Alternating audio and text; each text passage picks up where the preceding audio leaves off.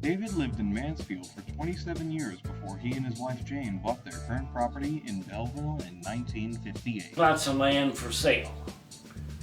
80 acres down the street that had mostly woods and stuff on. You couldn't raise very much on it.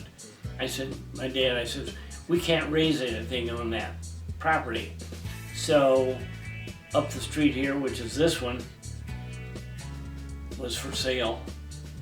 And I said, this is the one you want, because it was an old dairy farm and it was pretty clean, but they hadn't raised cows or things for years in here.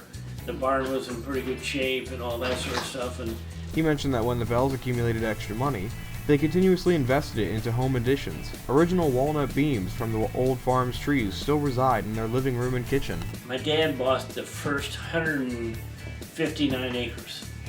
1 acre off the quarter section. There's a cemetery back there. Then other parts came up for sale. And I started buying the parts around it, and we finally got up to 230. The land was important to Dave because he intended to make a business out of his horticulture background. Dave wanted to raise Christmas and shade trees for a living. Horticulture was the closest college major to what he wanted to do at the time. Dave believes that his love for plants and nature is hereditary. His father was always in the woods or outside at some point. It's just a new turnover of the whole system.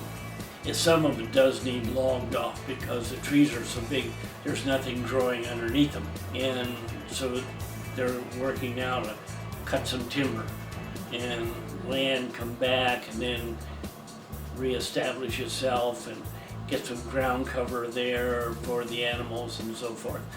But a lot of it, where we had Christmas trees and shade trees and stuff, we let all that stuff stay that we didn't use. We didn't bulldoze it off, you know. And now we got Fraser firs and white pine up there, and tulip trees are coming back in, and dogwoods, and it's really quite a jungle.